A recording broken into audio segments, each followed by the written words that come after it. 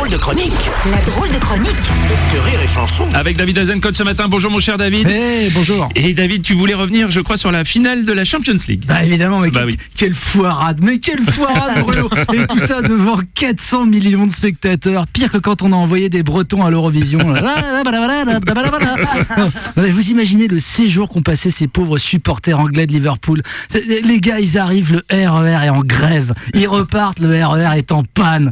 Parce qu'il y a des gitans qui ont volé les câbles. Entre-temps, ils se sont fait gazer et matraquer par les flics, voler leur place par des racailles. Et en plus, ils repartent par la gare du Nord, où ils sont accueillis par une haie de crackheads et de pigeons atteints du typhus, au milieu des flaques de vomi. Oh, et Paris est une fête. Oui, c'est vrai. Un sans faute.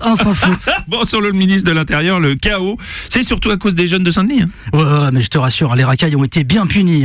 Comment ça, le billet qu'on a bébard à l'anglish, il est faux? Et franchement, frère, même si les victimes elles sont malhonnêtes, on va où là? Non, ceci dit, quand tu vois tous ces jeunes dionysiens pétants de santé escalader les grilles en 2-2, tu te dis, mais l'athlétisme français a de beaux jours devant lui quand même. Merde. Bon, mais toi, tu penses que c'est la faute de qui dans tout ça alors? Ah, ce qui est sûr, c'est que la police française et les stades, depuis le Veldiv, ça fait pas bon ménage. En plus, le préfet s'appelle l'Allemand. Non, mais là, les vannes sont données, je vous dis, c'est un sans faute. Non, mais Bruno, le problème, c'est qu'il y a eu, je cite, un enchaînement de dysfonctionnements. J'adore ce terme, ça fait dysfonctionnement érectile.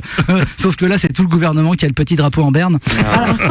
Alors, qui est responsable? C'est compliqué. Si tu dis que la situation s'est tendue à cause de la police, t'es un gauchiste. Si tu dis que la situation a dégénéré à cause des racailles, t'es un raciste. Et si tu dis qu'il n'y a pas de bonne ou de mauvaise situation, t'es Édouard Baird.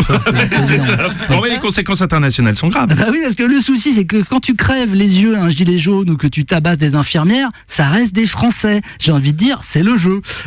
Mais là, c'était des Anglais. Et si My Taylor is rich, My Ambassador is furious. Non, on était à un scone de l'incident diplomatique. Non, parce qu'attention, les Anglais, longtemps, c'était pas les derniers pour tirer sur une foule désarmée. Sunday, Bloody Sunday, tout ça. Oui. Mais ils ont évolué. Alors que nous, non. Nous, on a notre schéma de maintien de l'ordre. Bon, il a été dessiné par un enfant de 5 ans. Ah, papa poum, puis tape le monsieur, pom pom pom. mais on aime bien notre schéma que toute la terre nous envie, comme nos hôpitaux, nos collèges ou nos Marseillais à Las Vegas.